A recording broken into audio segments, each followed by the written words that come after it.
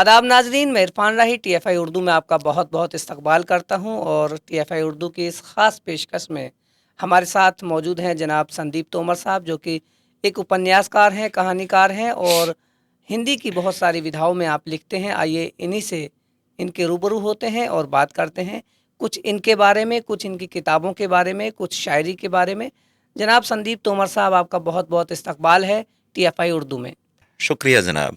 जी संदीप भाई, सबसे पहले मैं पूछना चाहूँगा कि जो आपकी जो ये शायरी का शौक़ हुआ, फिर कहानी लिखने का शौक़ हुआ, जिसे मैं कहूँगा कि जो एक अदब, उर्दू अदब से, हिंदी साहित्य से जो आपका लगाव, जुड़ाव हुआ, उसकी शुरुआत कैसे हुई?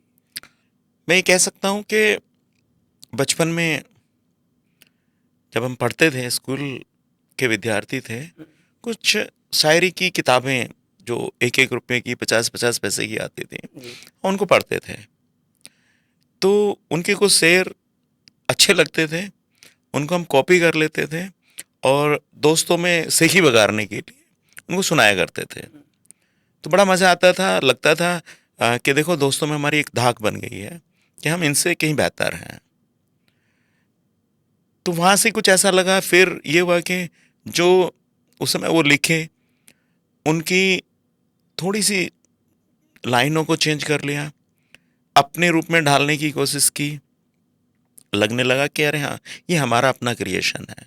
तो इस तरीके से शुरुआत हुई। कई बार ऐसा होता था कि क्लास में पढ़ रहे हैं और जो टीचर पढ़ा रहा है उसका कुछ समझ नहीं आ रहा है, तो एक दूसरे से बातें करनी है तो हम कॉपी का पिछला पन्ना खोल लिया करते थे। उस पिछले पन्ने पे उस समय जो भी बनता था तुकबंदी के आधार पे बनाते थे कि एक शेर लिखा और दूसरे को पकड़ा दिया, उसने उसको पढ़ा, उसने जवाब भी फिर उसी अंदाज में दिया। जी। तो ऐसे मज़े आने लगा और फिर लगा कि अरे हाँ, हम भी कुछ क्रिएशन कर सकते हैं। तो ऐसे शुरुआत हुई। आप दिल्ली आ गए, दिल्ली में आपने जो लिखना शुरू किया, तो सबसे पहले आपने क्या लिखा? कहानियाँ लिखी, कविताएँ लिखी, देखो जैसे अमूमन होता है, हम कहते हैं कि शायरी लिखी? जो यूथ होता है वो हर तीसरा व्यक्ति कवि होता है। जी। तो जाहिर सी बात है, जो शुरुआत हुई वो कविताओं से हुई।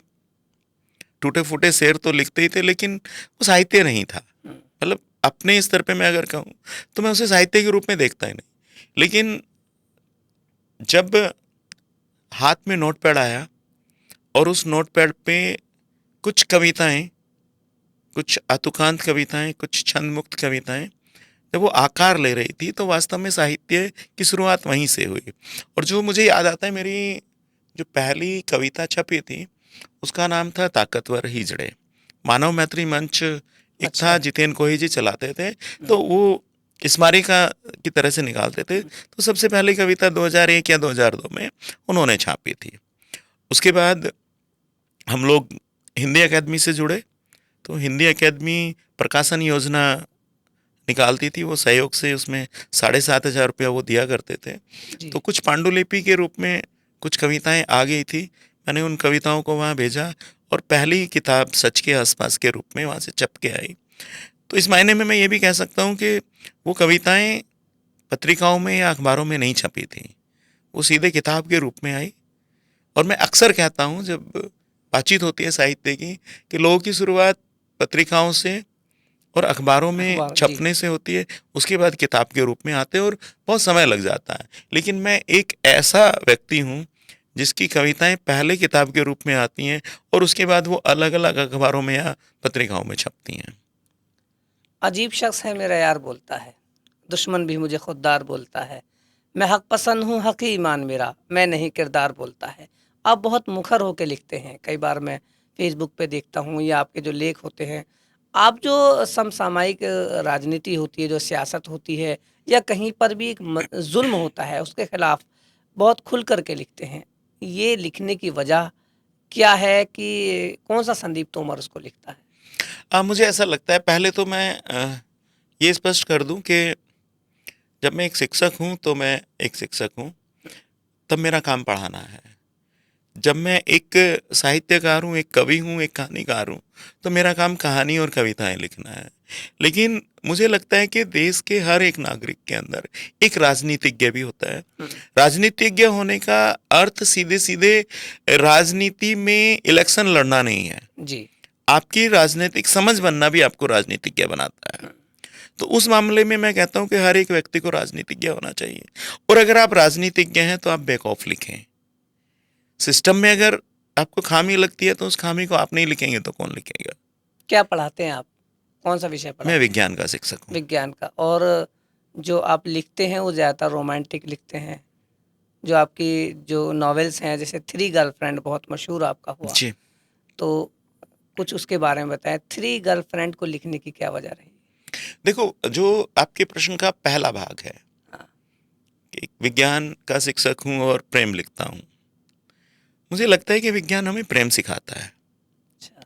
किस मायने में सिखाता है? क्योंकि वो आपको सिस्टमेटिक बनाता है। और जो व्यक्ति सिस्टमेटिक होगा वो प्रेम जरूर करेगा। वो प्रकृति से प्रेम हो, वो किसी शख्सियत से प्रेम हो, वो आपके पारिवारिक रिश्तों से प्रेम हो, या वो किसी जिसको प्रेम के रूप में लोग प्रेयसी, देखते जी हैं, जी बिल्कुल। वो किसी प्रेयसी से प्रेम हो, तो उस व्यक्ति में प्रेम तो आएगा क्योंकि वो सिस्टमेटिक है। उसके अंदर क्रमबद्धता है। वो चीजों को देखता है कि चीजें अपने सही तरीके से चल रही हैं।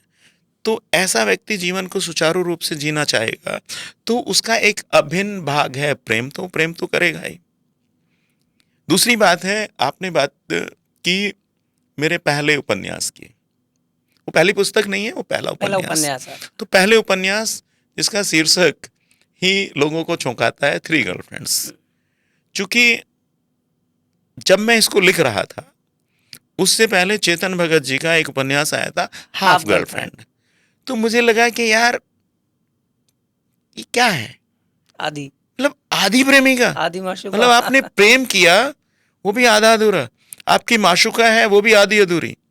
भाई उसे संपूर्णता दीजिए, मुकम्मल होनी कीजिए। चाहिए। मुकम्मल कीजिए। तो अब मुकम्मल हो तो इतना मुकम्मल हो कि एक तक सीमित। अच्छा। कृष्णा सोबती जी से किसी ने पूछा कि हमने सुना है आपका कभी अफेयर रहा? उन्होंने कहा कि कृष्णा सोबती के इतने बुरे दिन कभी नहीं आए कि सिर्फ एक से प्रेम रहा। क्या बात है। अब यही सवाल अगर कोई मुझसे करे कि वाई थ्री गर्लफ्रेंड्स, तीन तीन माशुकाएं, तो मैं कहूंगा कि सिर्फ तीन।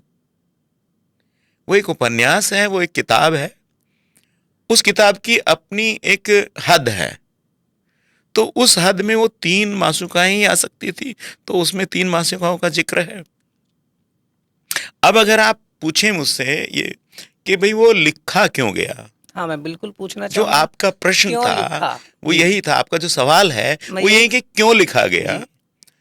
तो नहीं लिखता तो क्या करता। बात यह है कि अगर मैं उसको नहीं लिखता तो क्या करता। मेरे नायक का तनाव और दबाव जो था, जो उसके जहन में उथल पुथल थी, उस उथल पुथल को अगर कागज पे नहीं उतारा जाता तो कहां उतारा जाता। और देखिए वो नायक भी कितना मजेदार है। वो किसी गांव देहात में रहता है। वो संदीप तोमर है। नहीं, वो इरफान भी है। इरफान ने, मैं नहीं भाई, वो कोई भी हो सकता मुझे है। मत धकेलो उसमें। वो कोई भी हो सकता है। वो एक नायक है। जी। हाँ, आप ये कह सकते हो कि जो लेखक संदीप तोमर है उसका कहीं प्रतिरूप उसमें है। जैसे कि मुझ पे इल्जाम लगते हैं, आपने भी लगाए होंगे, औरों ने भी लगाए होंगे, हम तो यार क्योंकि इस साहित्यकारों का बात की काम है इल्जाम लगाना। और जो साहित्यकार मित्र होते हैं तो इल्जाम को एक और ऊपर तक ले जाते हैं। तो वो संदीप तोमर पे इल्जाम हो सकते हैं कि संदीप तोमर जो भी लिखता है उसको पहले जीता है। तो हाँ, ऐसी स्थितियां मेरे साथ भी आई होंगी, आपके साथ भी आई होंगी, और तमाम उन लोगों के साथ आई होंगी जो जो पढ़ रहे होते हैं, जो रोजगार के लिए लड़ रहे होते हैं, अपने जीवन से रोज जूझते हैं, कुछ ना कुछ बनने की चाह में, वो कुछ कर गुजरने की चाह में रोज जद्दोजहद में जीते हैं। और वही जद्दोजहद उनको थ्री गर्लफ्रेंड का एक नायक बना देती है, उसका एक हीरो बना देती है। तो वो उसकी समस्याएं हैं। वो गांव देहात से आता है, वो महानगर में आता है, महानगर उसे एक बड़े मुल्क जैसा लगता है। अब उस महानगर की, जिसे मैं बड़ा मुल्क कह रहा हूं, उसके अपनी समस्याएं हैं। हम्म, उन सारी समस्याओं के साथ वो जूझता है, अपने आप को उसमें फिट करने की कोशिश करता है, और होता भी है, नहीं भी होता है, वो लड़ता है, चीज़ों से लड़ता है, सिस्टम से लड़ता है, अपने करियर से लड़ता है, और उसके जीवन में जो आने वाली 3-3 माशुकाएं हैं वो उनसे भी लड़ता है। तो जब ये सारी चीज़ें होती हैं तो फिर एक ऐसा नायक जिसका नाम सुदीप है, वहाँ भी सिमिलरिटी है हम्म, संदीप तोमर लेखक से और उस नायक से। जी, तो मैं यही कहता हूँ कि इरफान जी अगर नहीं लिखता तो क्या करता, तो लाजमी था लिखा जाएगा। बिल्कुल। अच्छा, जो उसके बाद आपका एक अपाहिज की डायरी, इसको जो आपने लिखा है, और मैं मानता हूँ आपने उसको जिया है, और वो एक आपकी अ, आत्मकथा भी कही जा सकती है। तो इसमें जो खट्टे मीठे अनुभव हैं या जो आपका पूरा सफ़रनामा है, वो पिरोने की आपने कोशिश की है। तो एक अपाहिज की डायरी, ये मतलब आप मैं इस चीज़ को मतलब आप जिस्मानी तौर पर आप जो देखते हैं कि आप चल नहीं पाते, आपने उस उन दुश्वारियों को उसमें शामिल करने की कोशिश की है। उसमें क्या है एक अपाहिज की डायरी में? आ, देखो इरफान जी, ये जो ये जो किताब है, एक अपाहिज की डायरी, मुझे लगता है कि हाँ, जो आपने कहा कि क्या ये आत्मकथा जैसा कुछ है, हुँ, तो आप ऐसा कह सकते हैं कि जैसे आत्मकथ्य में बात कही जाती है, या आप ये कह सकते हैं कि आप जिंदगी में बहुत सारी चीज़ों से जूझ रहे होते हैं, आपके बहुत सारे खट्टे और मीठे अनुभव होते हैं, और उन अनुभवों को जब आप लिखते हैं तो साहित्य में एक विधा आती है जिसे हम संस्मरण कहते हैं। जी, तो वो एक संस्मरणात्मक चीजें थी। हालांकि उपन्यास विधा में संस्मरणात्मक उपन्यास जैसा कोई कॉन्सेप्ट पहले नहीं था। हुँ, हमारे मित्र हैं सुभाष नीरव जी, उन्होंने एक दफा मुझे कहा कि अगर आत्मकथ्यात्मक उपन्यास लिखे जा सकते हैं और संदीप तोमर संस्मरणात्मक उपन्यास लिखता है तो बुराई क्या है। जी, तो एक नई विधा जन्म लेती है तो लेने दो। हुँ, तो इस मानी अगर आप माने तो आप कह सकते हैं कि हाँ, वो आत्मकथा जैसा कुछ है, जी, क्योंकि उसका जो नायक है, उस नायक की बहुत सारी सिमिलरिटीज लेखक संदीप तोमर से मिलती हैं। और चूंकि जो आपने बात की, जो जिस्मानी जो समस्याएं हैं, उनको चूंकि मैंने खुद जिया है, जी, और उस तरीके से जिया है कि वो सारे ऐसे लोग मिले जिंदगी में जिन्होंने पीछे धकेलने की आपको कोशिश की। जद्दोजहद भी काफ़ी की होंगी वो आपने। जद्दोजहद रही है, और बहुत सारे ऐसे संस्मरण मेरे दिमाग में हैं, जिनके चलते मुझे ऐसा लगता था कि समाज में ऐसा क्यों होता है। तो मुझे ऐसा लगा कि ये जो पूरी जिंदगी के जो तजुर्बे हैं, जी, वो नेगेटिव भी हो सकते हैं, पॉजिटिव भी हो सकते हैं, इनके ऊपर लिखा जाना चाहिए, एक दस्तावेज की तरह लिखा जाना चाहिए।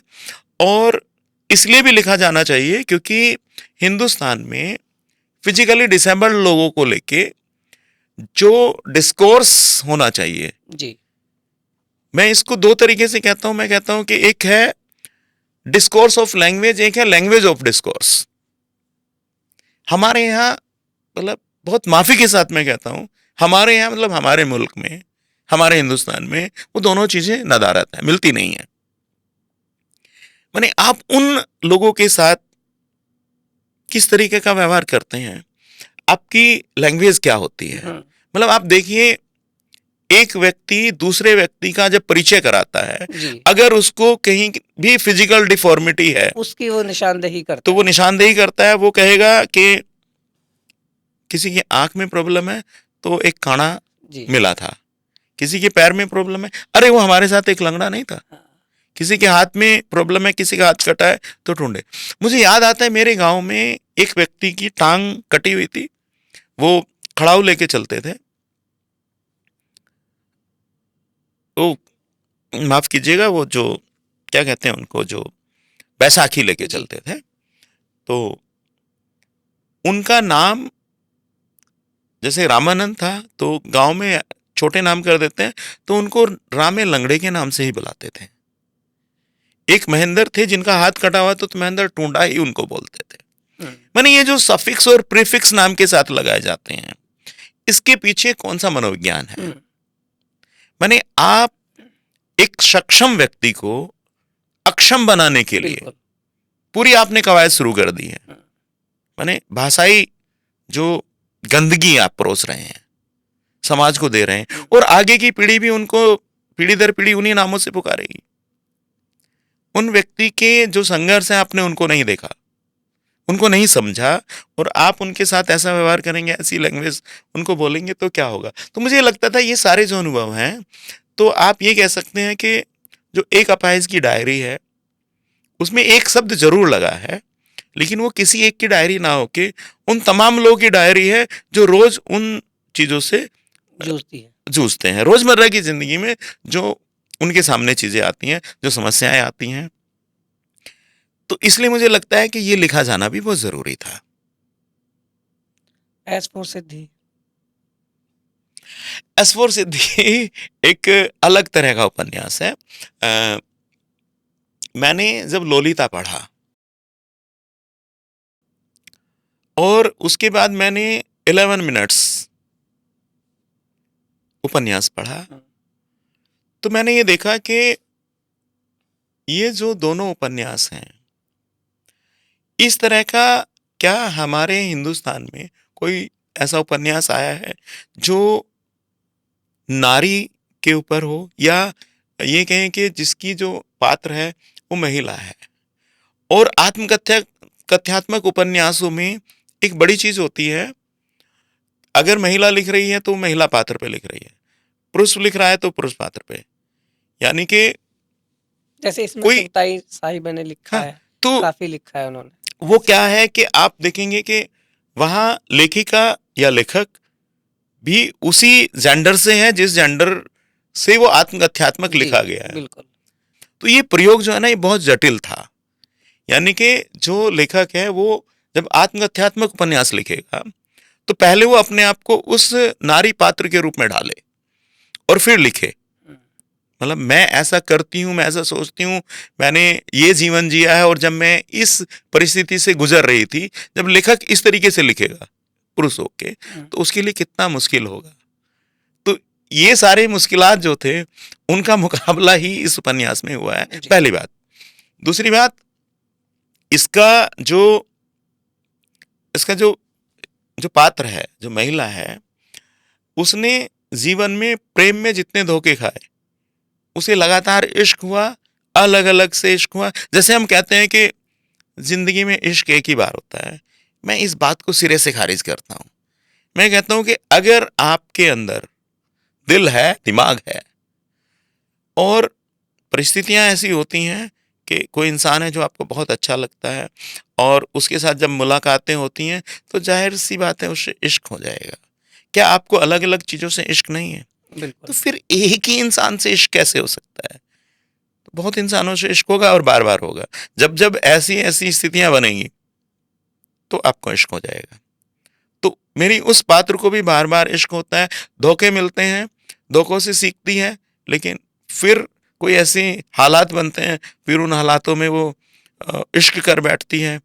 और लेकिन हाँ, एक चीज है, उन सारी चीजों से सीखते हुए अपना एक करैक्टर बिल्ड करती है। और हम ये कह सकते हैं कि वो जो नारी पात्र है हमारा, वो बहुत अलग है, उसके संघर्ष अलग हैं, और उन संघर्षों में वो अकेली नहीं है। बहुत सारी लड़कियां हैं जिन्होंने उन संघर्षों को झेला है, लेकिन उन पे लिखा नहीं गया, तो लिखा जाना चाहिए। आपने शायद ये किसी की गुजारिश पर लिखा है ये? हाँ बिल्कुल। जब हम नेपाल गए थे जी, वहाँ पे एक लेखिका मुझे याद आता है, आपने इस जिक्र किया, आपने इस बात को छेड़ा, तो मुझे याद आता है कि नेपाल में एक बड़ा प्रोग्राम था, भव्य प्रोग्राम था। किशोर श्रीवास्तव जी जो है हम सब साथ साथ का जो संगठन है, उस संगठन के मार्फत उन्होंने वो किया था। और उस प्रोग्राम में प्रोग्राम शुरू होने से पहले कुर्सियां बिछा के हम 6-7 लोग बैठे हुए थे। वहाँ कोई एक महिला थी जिन्होंने वो एकटक मुझे देख रही थी। मुझे नहीं पता उन्हें क्या लगा। उसके बाद प्रोग्राम खत्म होने के बाद वो मेरे पास आई। उन्होंने कहा कि आपको देख के मुझे स्पार्क हुआ। तो मैं वो स्पार्क किस मायने में था ये भी उस समय समझ पाने की, क्योंकि एकदम से आपके सामने कोई आए और ऐसा कहे तो आप हड़बड़ा जाएंगे, जी। आपको लगेगा ये क्या हुआ। तो मैंने कहा कि स्पार्क हुआ, चलो ठीक है, हो सकता है मेरी जुबान ऐसी हो, मेरा बोलने का लहजा ऐसा हो जो आपको पसंद आया हो, तो आपको लगा हो कि स्पार्क हुआ, जबकि मुझे ऐसा कोई स्पार्क दिखा नहीं। स्पार्क मतलब चिंगारी, जी जो मैंने समझा। बिल्कुल। तो उन्होंने उसके बाद कहा कि अच्छा आपका संपर्क सूत्र मुझे मिलेगा। तो मैंने अपना मोबाइल नंबर लिखा दिया। अच्छा। उसके बाद उनसे कुछ गुफ्तगू शुरू हुई। उन्होंने अपने जीवन के बहुत अलग अलग जो पक्ष थे वो मेरे सामने रखे, और मुझे लगा कि इसकी पूरी जो दास्तान है वो एक बढ़िया मटेरियल है एक उपन्यास का, और एक ऐसा नारी प्रधान उपन्यास जो लिखा जाना चाहिए। और ये सारी बातें सिर्फ इसकी होते भी इसकी नहीं है, वो बहुत सारी तमाम उन महिलाओं की हैं, उन स्त्रियों की हैं, उन औरतों की हैं जो इनके जैसा जीवन जी रही हैं और जिनको जीवन में बार बार धोखे मिल रहे हैं। तो इसलिए ये उनकी गुजारिश ही थी कि आप लिखें, और उस लेखन में उन्होंने मेरी बहुत मदद की। मदद इस मायने में कि वो मुझे वो मटेरियल, रॉ मटेरियल देती रही, जो रॉ मटेरियल का अभाव आज मैं बहुत सारे लेखकों के पास देखता हूँ। क्या बात। यंगर्स लव भी आपने एक कहानी संग्रह लिखा। जी। मैं ये पूछना चाह रहा था कि आप लिखते हिंदी में हैं, लेकिन जो किताबों के जो उन्वान होते हैं, जो किताबों के जो नाम होते हैं, वो ज़्यादातर अंग्रेजी में होते हैं। इसकी क्या वजह रही? आह, इसका जवाब देने से पहले मैं एक फेसबुकिया प्रसंग आपके साथ शेयर करता हूँ। जी। जब एक अपाहिज की डायरी उपन्यास के रूप में आया, एक बहुत बड़े लेखक हैं, लघु कथा से वास्ता रखते हैं, बिना नाम लिए मैं कहना चाहता हूँ, जी। उन्होंने मेरे उस वक्तव्य पे लिखा मार्केटिंग स्टंट। अच्छा। मुझे अजीब लगा हम्म। कि जहां एक डिसेबिलिटी की संवेदनाओं को संवेदना, जी व्यक्ति लिखना चाहता है, वहां मार्केटिंग स्टंट क्या हुआ। हम्म, उन्हें मैंने कोई जवाब नहीं दिया, लेकिन मुझे याद इसलिए आया कि अगर अंग्रेजी शीर्षक हैं किताबों के, तो ये मार्केटिंग स्टंट हो सकता है। उस एक अपाहिज की डायरी में तो नहीं हो सकता, जी। लेकिन यहाँ हो सकता है कि आप इसे इस रूप में लें, मुझे कोई कहे तो मुझे गुरेज नहीं होगा कि ठीक है, ऐसा है। मार्केटिंग स्ट्रेटेजी का भी एक पार्ट है। सही बात। दूसरा ये भी है कि अल्टीमेटली जो लेखक लिख रहा है उसका उद्देश्य क्या है, क्यों लिखना चाहता है? पॉपुलैरिटी, पाठक वर्ग बढ़ाना, आपके ज्यादा से ज्यादा व्यूअर्स हो, ज्यादा से ज्यादा फॉलोअर्स हो, क्या चाहते हैं आप? बिल्कुल। आप भी लिख रहे हैं, मैं भी लिख रहा हूं, तमाम लोग लिख रहे हैं। उनका पर्पज क्या है, उनका उद्देश्य क्या है? यही है ना कि हम ज्यादा पॉपुलर हो, हमारा पाठक वर्ग हो। तो अगर मुझे लगता है कि अंग्रेजी शीर्षक पाठकों को ज्यादा आकर्षित करते हैं, पुस्तक मेलों में आप देखिए जो आकर्षक शीर्षक होते हैं, पहले किताब वही उठाते हैं, बिल्कुल वही बिकता है। कंटेंट तो आप बहुत बाद में देखेंगे। हाँ। तो अब पहले वो उसी जो किताब आपने को कहा ना उठाते हैं। वही बिकता है, जी। नहीं, जो दिखता है वही बिकता जो है। दिखता है वही बिकता है। तो मैंने दिखाया थ्री गर्लफ्रेंड, मैंने दिखाया एस फॉर सिद्धि, मैंने दिखाया यंगर्स लव। हालांकि मुझे मेरे शुभ चिंतकों ने कहा कि अब ये अंग्रेजी शीर्षकों का सिलसिला बंद कीजिए। अच्छा। और अब कुछ लिखे, तो मैंने कहा हाँ ठीक है, फिर लिखेंगे। तो फिर कुछ और लिखा। मुझे लगता है चूंकि आप मेरे साहित्य के एक जागरूक पाठक हैं, तो वहां पे भी सवाल करेंगे आप। तो मैंने एक शीर्षक दिया, कुछ आंसू कुछ मुस्काने। बिल्कुल। तो बिल्कुल हिंदी का शीर्षक था। फिर आपने एक किताब लिखी, शायद वो आपकी आत्मकथा है, जो आपने कुछ आंसू कुछ मुस्काने बताई। जी बिल्कुल। तो ये आपकी आत्मकथा है। और फिर एक टुकड़ा टुकड़ा परछाई आपकी एक कहानी संग्रह आया। वो बहुत पहले वो था, बहुत पहले आया। पहला संग्रह था कहानी का। लेकिन जो एक जिसको आपने एक ऐसा नाम दिया, शायद में जो कविताएं आपकी हैं, एक तो परम ज्योति और फिर उसके बाद सुकून की तलाश। जी। ये दो चीजें ऐसी मिलती हैं जिसमें बहुत कुछ आपने शीर्षकों में कह दिया। 2 नहीं, 3। अच्छा। जो जो ये 2 किताबों का ज़िक्र किया, ये दोनों कविता संग्रह हैं और इससे पहला जो कविता संग्रह है, सच के आस-पास, जी। आप इन तीनों को क्रम में देखें। हुँ। माने जीवन में सब कुछ सच नहीं होता है। सच के इर्द-गिर्द बहुत कुछ घूमता है, तो पहला संग्रह आता है सच के आस-पास। और जब आप सच के आस-पास घूमेंगे, तो आप अपने अंदर एक ज्योतिपुंज महसूस करेंगे, जो आपको भी आकर्षित करेगा और वो ज्योतिपुंज अगर आपके अंदर है, तो दूसरे लोगों को आपको अपनी तरफ खींचने की कोशिश बिल्कुल। करेगा। तो फिर दूसरी कविता संग्रह का शीर्षक बनता है परम ज्योति। अब आपको अगर परम ज्योति मिल गई है, आपको सुकून मिलेगा, तो सुकून की तलाश होगी। तो जाहिर-सी बात है, इसको इस रूप में भी देख सकते हैं, अगर सुकून की तलाश पहले है, तो फिर आपको एक परम ज्योति का मिलना तय है। तो सच इसको इस रूप में देख सकते हैं। सच के आसपास संग्रह से कुछ चंद पंक्तियाँ। सच के आसपास में एक कविता की कुछ पंक्तियाँ हैं कि जो मुझे याद आ रही हैं।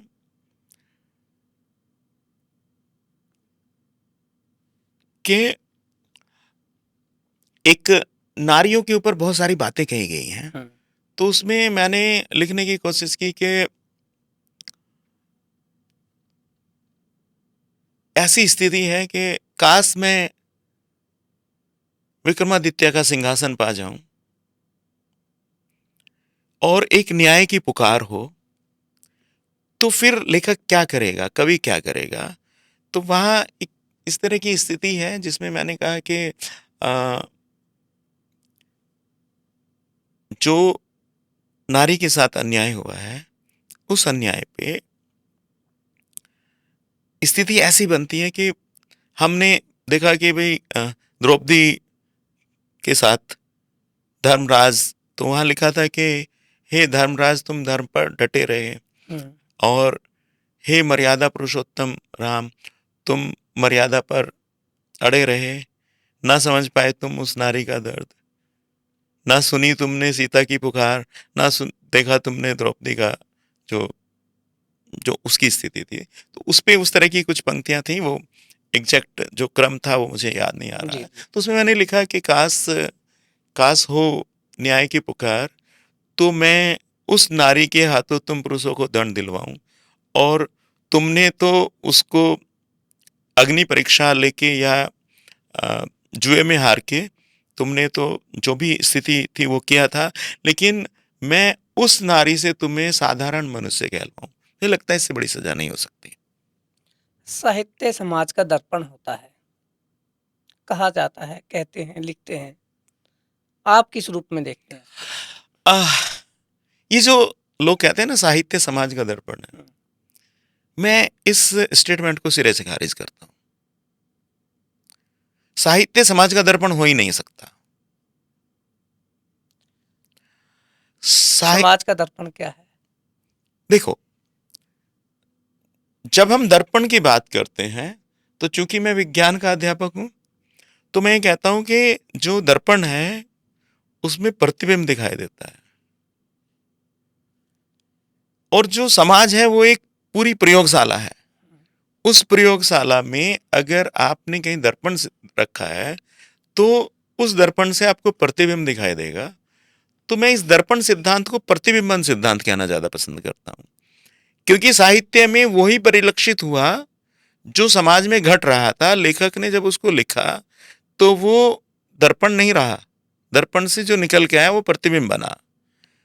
तो आप इसे कहिए कि साहित्य समाज का प्रतिबिंब है। हुँ। समाज में जो घट रहा था उसको आपने देखा, आपने प्रतिबिंब ही देखा। आप आईने के सामने खड़े होते हैं, आपको क्या दिखाई देता है? आपको आप दिखाई देते हैं?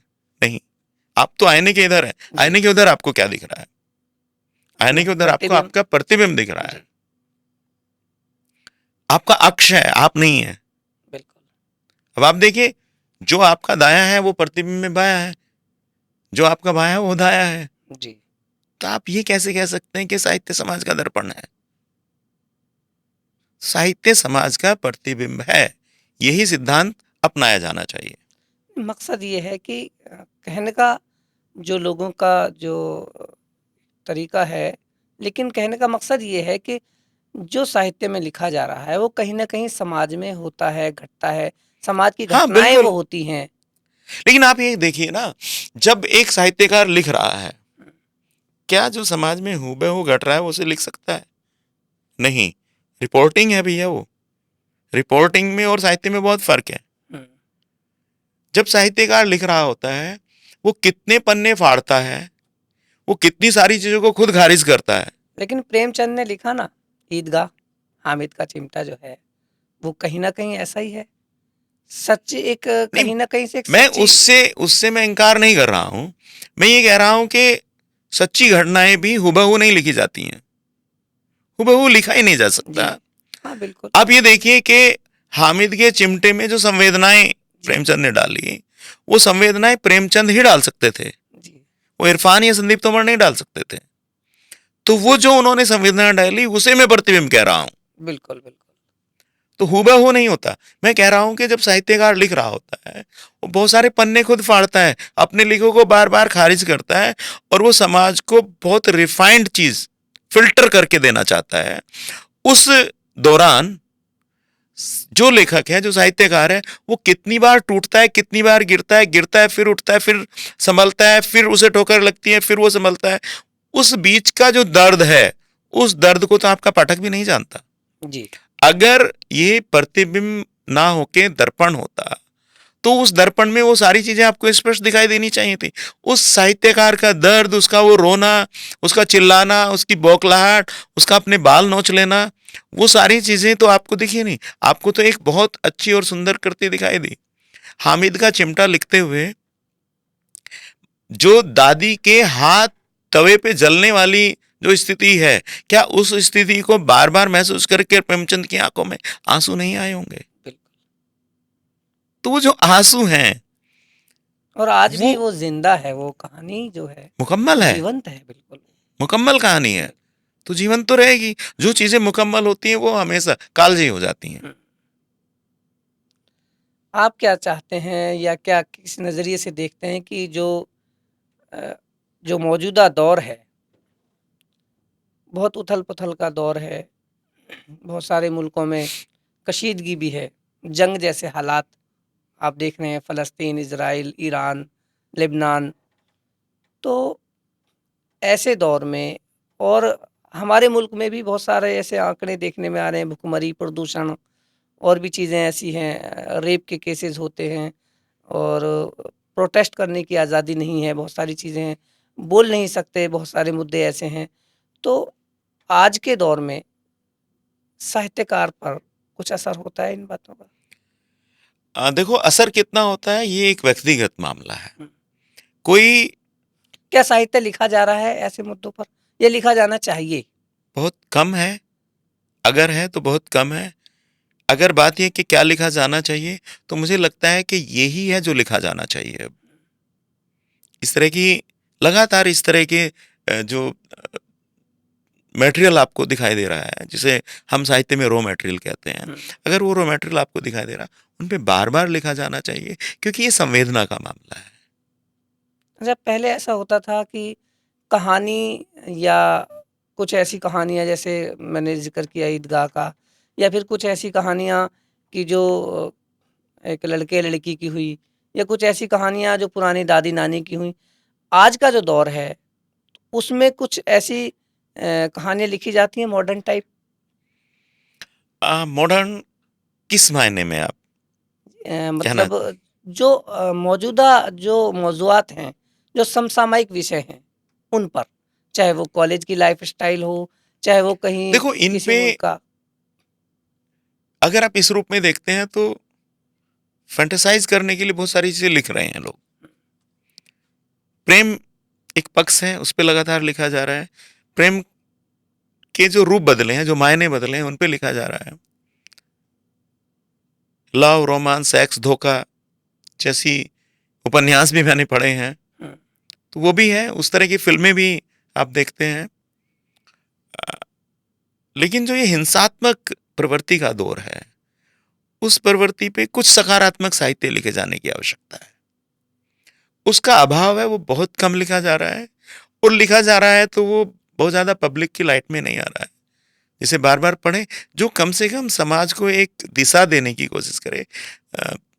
पॉलिटिकल लोगों का काम है अपनी पॉलिटिक्स को करना, वो करेंगे। जो हालात बन रहे हैं, जो बदतर बनाने की कोशिश कर रहे हैं, वो अपने मंसूबों में कामयाब होने की पूरे तमाम कोशिशें करेंगे, वो एक अलग मसला है। लेकिन लेखक का काम है कि वहां से चीजों को उस तरीके से लेके आए कि वो समाज को एक दिशा दे, वो ये बताए कि इनका हश्र अच्छा नहीं है, हम्म। ये समाज को नेस्तानाबूद करने की चीजें हैं, हमें इनसे बाहर आने की आवश्यकता है, जितनी जल्दी आएंगे उतना अच्छा रहेगा। तो उस तरह का साहित्य लिखा जाना चाहिए। प्रकाशित किताबों, कागज पर जो पुस्तकें प्रकाशित होती हैं, किताबें, उनको पढ़ने का अब चलन बहुत कम होता जा रहा है। किताबें बहुत कम तादाद में छपती हैं, पाठक कम होते जा रहे हैं, मोबाइल पर ज़्यादातर लोग ई बुक्स पढ़ते हैं। क्या पाठकों की संख्या कम होती जा रही है ऐसे? देखो, इसके दो रूप हैं। एक तो ये है कि जब हम ये कहते हैं कि पाठकों की संख्या कम हो रही है, तो पाठकों की संख्या उस मायने में तो कम नहीं हुई है। माने कागज जो था, जो प्रिंट मीडिया था, उसका पाठक वर्ग सिमट रहा है, आप ऐसा कह सकते हैं, जी। और ये एक सच्चाई है। हम्म, इसका एक बड़ा कारण तकनीकी का हाथों में आ जाना भी है, और लोगों के पास चूंकि समय कम है, बहुत रफ्तार से लोग जिंदगी जी रहे हैं या जीना चाहते हैं, तो उनको कुछ चीजें अगर चलते फिरते पढ़ने को मिल रही हैं, वो मोबाइल पे पढ़ रहा है, लैपटॉप है, पामटॉप है, इन सारी चीजों पे पढ़ रहा है, तो वो ठीक है कि पढ़ रहा है। लेकिन मुझे लगता है कि जो जो इलेक्ट्रॉनिक मीडिया है, इसमें जो लिखा हुआ पढ़ा जा रहा है, इसकी अवधि बहुत ज्यादा नहीं है। इसकी समय की अगर बात करें तो वो चीजें बहुत जल्दी खत्म हो जाती हैं, जितनी तेजी से आपके सामने है उतनी तेजी से खत्म हो जाती हैं। लेकिन जो प्रिंट मीडिया है, या जो अब प्रकाशित पुस्तकें जो कागज पे मुद्रित हो रही हैं जी। या होती रही हैं, उनकी अवधि लंबी है। और मुझे लगता है कि इसका एक कारण ये भी हो सकता है, और है भी, जिस क्वालिटी का लिखा जाना चाहिए वो क्वालिटी हम नहीं दे रहे हैं। हम जो साहित्यकार हैं, जो हमारे ऊपर दायित्व था, जो पहले साहित्य लिखा गया है, उस स्तर का साहित्य हमने नहीं लिखा, तो फिर लोगों में अरुचि उत्पन्न होगी, तो फिर लोग मुद्रित किताबों जी। से दूर जाएंगे। अच्छा, एक ये कि सोशल मीडिया जब से आया है, कोई कलमकार कुछ लिखता है, उसके चोरी होने का खदशा भी बना रहता है। आपके साथ कभी वैसा हुआ? हाँ, मुझे याद आता है कि मैं अंडमान निकोबार गया, और एक छोटा सा इवेंट था। जिस होटल में मैं ठहरा, मेरी बेटी बहुत छोटी थी, 1.5 पौने 2 साल की होगी। मैंने होटल वाले से कहा कि मुझे थोड़ा दूध मिलेगा, तो उन्होंने कहा दूध तो मिल जाएगा, लेकिन एक गिलास दूध 200 रुपये का होगा। तो मैंने कहा कि रहने दीजिए। मैं बाहर गया, 20 रुपए की एक आधा लीटर की थैली आती थी, हम्म, वो लाया, इलेक्ट्रिक केटल पे मैंने गरम किया, बच्चे को पिलाया। हम्म, अगले दिन जब मैं घूम रहा था, और मेरे साथ पूरा परिवार था, 2 परिवार थे, तो हमारा मन हुआ कि चाय पी जाए। हम्म, एक थड़ी पे, मुझे थड़ी पे बैठ के चाय पीना बहुत अच्छा लगता है, जी। और मेरे जैसा लेखक, मेरे जैसा साहित्यकार वहां से रॉ मटेरियल भी तलाशता है। बिल्कुल। तो हमने 7 लोग थे, 7 चाय ऑर्डर की, और बच्ची साथ थी, उसके दूध का टाइम हो गया था। उसकी दूध की बोतल मेरे पास थी, लेकिन दूध खत्म हो चुका था। मैंने उस चाय वाले को कहा, भैया थोड़ा सा दूध मिलेगा? उसने दूध दिया, मैंने बच्ची को पिलाया, और जब मैंने उन चाय के पैसे कटाने के लिए उसको 100 का नोट दिया, उसने 35 रुपया काट के, मुझे 5 रुपए का उस समय चाय होता था, अच्छा। मुझे 35 रुपये काट के दे दिया। तो मैंने कहा, भैया आपसे कुछ चूक हुई है, कुछ गलती हुई है। बोले, नहीं, मैंने 7 चाय के 35 रुपये काटे हैं। मैंने कहा, आपने दूध के पैसे नहीं काटे। हम्म, उस व्यक्ति ने खड़े होके हाथ जोड़े, उसने कहा कि आप बाहर से आए हैं। मैंने कहा, मैं दिल्ली से आया हूं। हम्म, तो आप मेरे मुल्क में हैं। मतलब जो कम पढ़ा लिखा व्यक्ति होता जी। है, वो अपनी जगह को, अपने स्टेट को मुल्क ही कहता है अमूमन। नहीं, ये तो ऐसे तहज़ीब ये भी है, तहज़ीब भी है। बिल्कुल हाँ, अपने तो अपने जो आपका तो गाँव है उसने उसको कहा, वतन कहते हाँ, वो हैं। जी, वतन कहते हैं। जी, मुल्क तो है बिल्कुल। उसने उसी अंदाज में कहा कि आप मेरे मुल्क आए हैं, मेरी माटी में आए हैं। जी, आपसे अगर मैं पैसे लूँगा बच्ची के दूध के, तो ना तो मुझे मेरा ज़मीर माफ़ करेगा, ना मेरा ऊपर वाला माफ़ करेगा और ना मेरी माटी मुझे माफ़ करेगी। क्या बात! तो मैंने यहाँ से एक रॉ मटेरियल मिला हुँ, और मैंने एक लघु कथा लिखी, माटी की कीमत।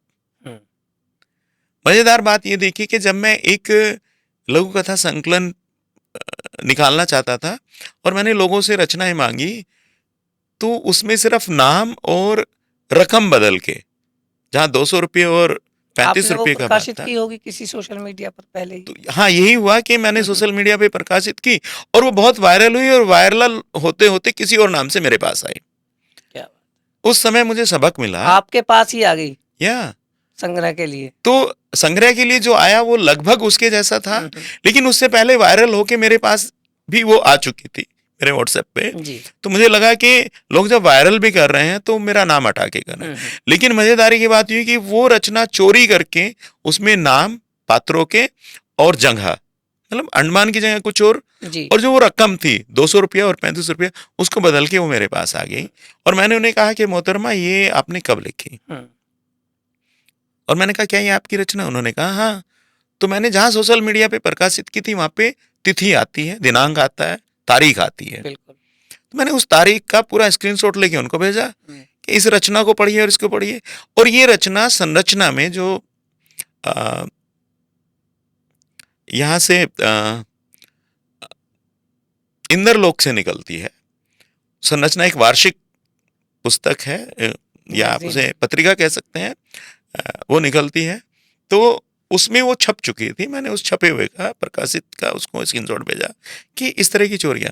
उससे मुझे सबक ये मिला इरफान जी, मैंने सोशल मीडिया पे अपनी रचनाएं डालना बंद कर बंद दिया। कर दिया। जब वो रचनाएं प्रकाशित हो जाती हैं, उसका प्रिंट तो मैं डाल देता हूँ, हुँ, लेकिन अमूमन अब मैं अपनी रचनाएं नहीं डालता।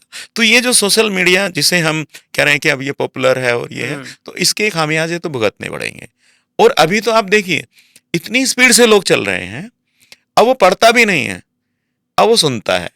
आप हुँ, देखिए मेट्रो में, बसों में, जहाँ भी आप जाते हैं सफर में, आप अमूमन हर व्यक्ति के कान में एक लीड देखेंगे, हुँ, ईयरफोन देखेंगे और वो उसको सुन रहा होता है।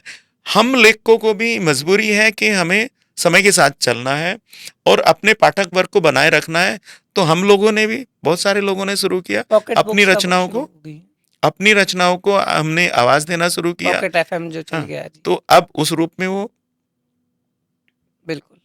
जी। तो आखिर में क्या पैगाम देना चाहेंगे उन कलमकारों को जो नए लिखने वाले हैं, जो शॉर्ट स्टोरीज़ लिखते हैं यानी लघु कथा लिखते हैं, उनके लिए आप क्या पैगाम देना देखो, चाहेंगे? जो युवा है, जिसे हम नवोदित बार बार कहते हैं, बिल्कुल। वो भले ही लघु कथा लिख रहा हो, गजल लिख रहा हो, कविता लिख रहा हो या लंबी कहानियां, या उपन्यासी का जिसे हम लघु उपन्यास कहते हैं, तो वो सब कुछ भी लिख रहा हो, मैं ये कहना चाहता हूं कि भाई आप लिखने से पहले पढ़िए। कुछ लोग ये भी कह सकते हैं कि कबीर ने किसको पढ़ा, मसी कागज को छुओ नहीं, कलम के हो नहीं हाथ। हम कबीर नहीं हो सकते, हुँ, कबीर कोई भी नहीं हो सकता, लेकिन जब तक हम पढ़ेंगे नहीं, हमें ट्रेंड नहीं पता चलेगा, लोग किस तरीके से लिख रहे हैं, लेखन का मुकम्मल तरीका क्या होना चाहिए। वैसे मुकम्मल कुछ भी नहीं होता, जी, लेकिन हाँ, कम से कम लिखने के तौर तरीके क्या होने चाहिए। हर एक विधा की अपनी सीमाएं हैं, वो सीमाएं क्या है, वो हद क्या है। हम उन हदों में रह के लिखेंगे तो वास्तव में हम रचना दे पाएंगे। मैं ये कहता हूं कि अगर आप 1000 शब्द पढ़ते हैं तो एक शब्द लिखिए, बिल्कुल। और यकीन मानिए आपके लिखने में जो पैनापन आएगा, जो धार आएगी, वो बिना पढ़े लिखने में नहीं आएगी। तो जितने भी हमारे लेखक हैं, नए लेखक जो लिखना चाहते हैं, जो सीखना चाहते हैं, वो पढ़ें, अच्छे लेखकों को पढ़ें, अच्छी किताबों को पढ़ें, क्योंकि किताबों से बढ़ के मुझे नहीं लगता कि कुछ भी है जो हमें सिखा सकता है। लेखकों में अपना आदर्श किसे मानते हैं? या कौन सबसे आपको पसंद है लेखक, कहानीकारों में? अगर मैं भारतीय साहित्य की बात करूं तो मुझे शरत चंद्र अधिक प्रिय हैं। हम्म, उसकी वजह ये भी हो सकता है कि उन्होंने प्रेम पे ज़्यादा लिखा, जी मैं भी प्रेम पे लिखता हूँ। बिल्कुल अगर जी संवेदनाओं के स्तर पे बात करें, अगर हम चीज़ों के पैनेपन पे बात करें तो मुझे प्रेमचंद प्रिय हैं। हम्म, और अगर हम विदेशी साहित्य की बात करें तो मुझे गोर्की बहुत अच्छे लगते हैं। अच्छा, मैक्सिम गोर्की का माँ उपन्यास जब मैंने पढ़ा तो मैं अंदर तक हिल गया। मेरा बचपन उनकी आत्मकथा के रूप में है, मैंने उसको भी पढ़ा। तो गोर्की जो लिखते हैं वो लाजवाब लिखते हैं। क्या और प्रेमचंद को तो हिंदुस्तान का गोर्की कहा जाता था। तो उपन्यासों में गोर्की का कोई सानी पूरे विश्व साहित्य में नहीं है, ऐसा मुझे लगता है। टॉलस्टॉय भी हो सकते हैं, वो भी जी बेहतरीन लिखते हैं। मैंने उनकी जो पीस एंड वॉर या वॉर एंड पीस जो है, युद्ध और शांति के 4 वॉल्यूम मेरे पास रखे हैं, मैंने चारों पढ़े हैं। आदर्श राजनीति में आदर्श किसे मानते हैं, जो राजनीतिज्ञ रहा या आंदोलनकारी रहा वो व्यक्ति? देखो, यहाँ भारतीय राजनीति, जो वर्तमान राजनीति है, जो संसदीय राजनीति है, जी उसमें मेरा कोई आदर्श नहीं हो सकता। उससे पहले इंदिरा गांधी मुझे बहुत अच्छी लगती थी कई मामलों में। अगर हम इमरजेंसी के पीरियड को छोड़ दें तो मुझे लगता है कि हाँ, वो अच्छा शासन करती थी। या 84 के दंगों को अगर हम दरकिनार करने की कोशिश करें, वो दो एक चीजें हैं जो इंदिरा गांधी से जुड़ी हुई हैं, उनको छोड़ दें तो मुझे लगता है कि वो एक कुशल प्रशासक थी। अगर मैं पूरे भारतीय जो स्वतंत्रता का आंदोलन है वहां से बात करता हूं तो वहां मुझे 2 लोग बहुत प्रिय हैं, लेकिन दोनों अलग अलग धुर पे हैं।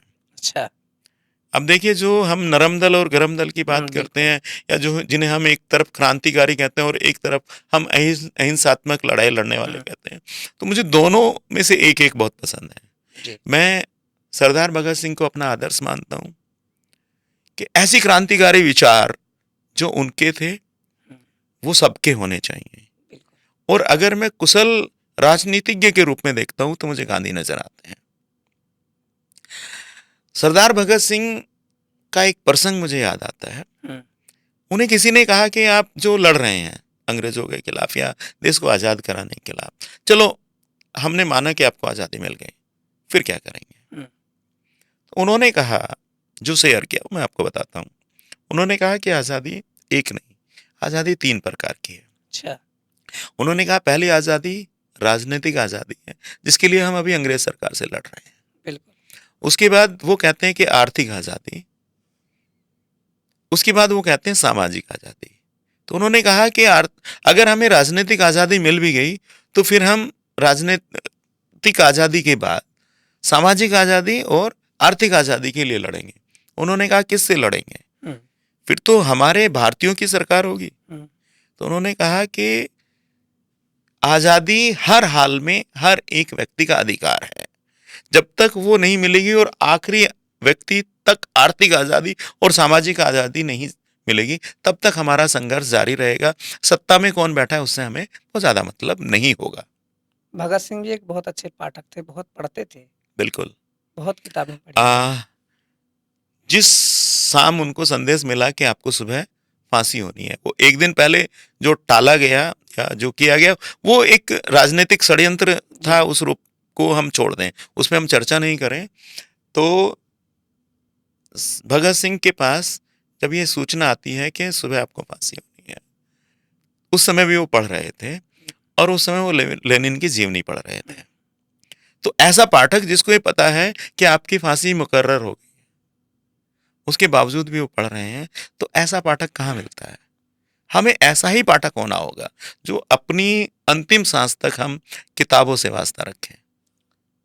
कौन सा गीतकार आपको पसंद है? किशोर। क्या बात कारण ये हो सकता है कि प्रेम पे उनके गीत बहुत अच्छे है। हैं अच्छा जो उन्होंने गाए हैं। आवाज और किसकी पसंद है? रफ़ी मुझे पसंद है, लेकिन मुझे महेंद्र कपूर की हाँ आवाज ज्यादा आकर्षित करती क्या है। बात उनकी नीले गगन के तले, है। उस तरह के जो हैं देशभक्ति गीतों में तो उनका कोई सानी नहीं है, अदाकार लेकिन आपके कोई पसंदीदा? आ, महिलाओं में दोनों में? रेखा जी। दोनों में? आ, महिलाओं में रेखा जी। अच्छा। और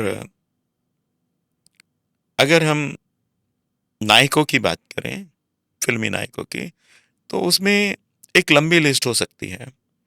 अलग अलग समय पे हाँ, मुझे अलग बताइए अलग, बताइए। जैसे मुझे संजीव कुमार की अदायगी बहुत पसंद थी।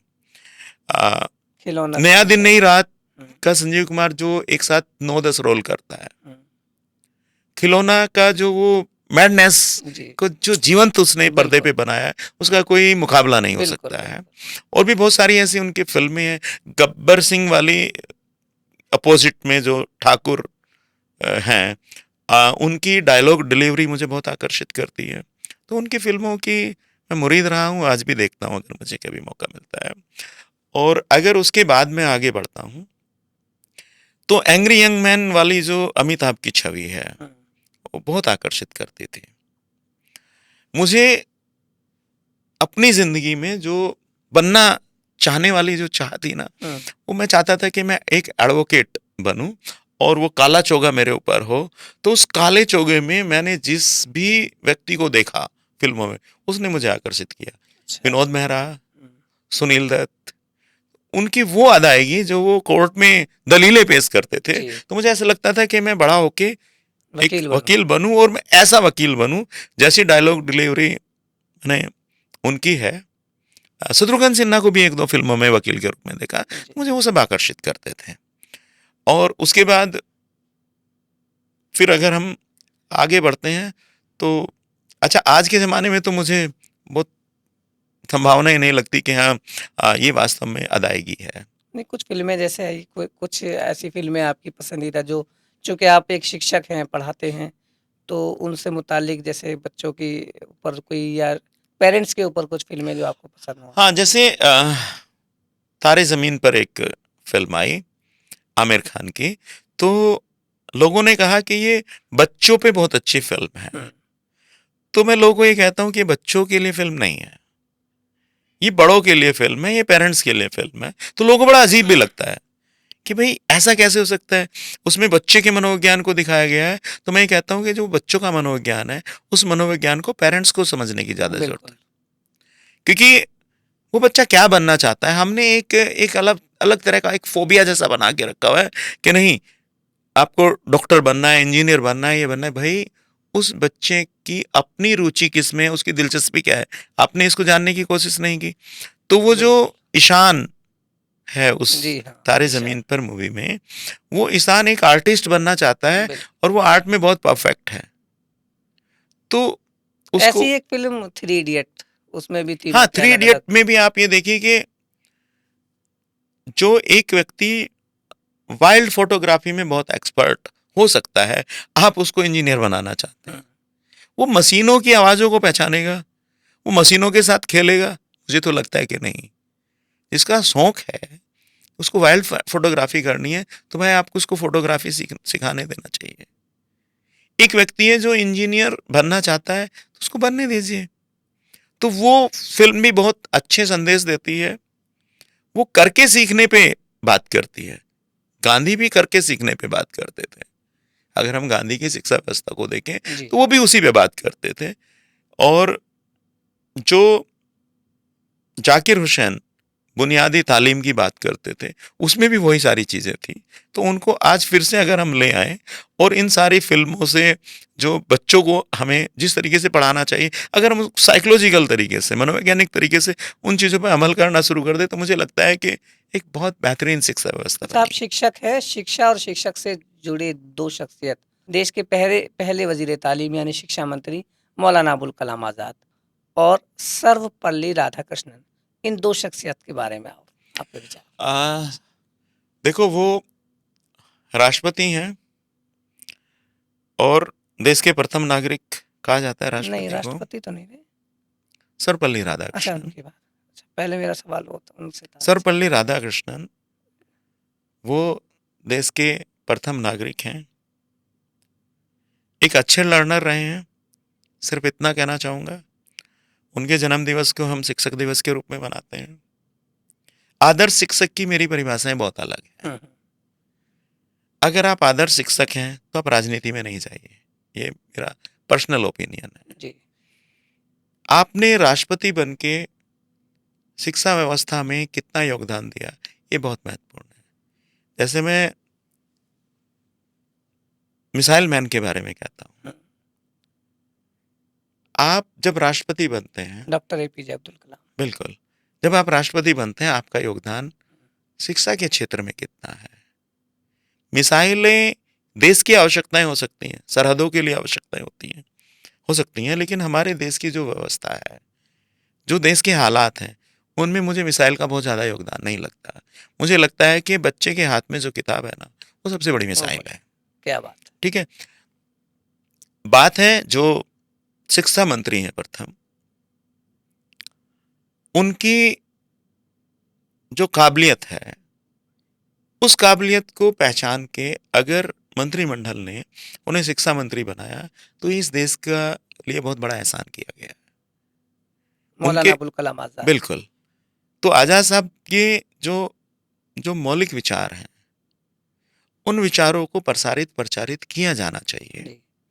तो मुझे लगता है कि बहुत कुछ बेहतर हो सकता है। बहुत बहुत शुक्रिया संदीप तोमर साहब, आप TFI उर्दू में आए, आपका बहुत बहुत शुक्रिया। तो नाजरीन, ये थे संदीप तोमर साहब, इन्होंने अपने तासुरात रखे तालीम को लेकर के, इनकी किताबों के हवाले से हमने बात की और समाज की बात की और कुछ फिल्मों की बात की, कुछ शख्सियात की बात की, कुछ इनकी पर्सनल बातें भी हमने की। आइंदा मैं फिर किसी ऐसी शख्सियत से आपको रूबरू कराऊंगा। तब तक के लिए देखते रहिए TFI उर्दू। मुझे इजाज़त दीजिए, बहुत बहुत शुक्रिया।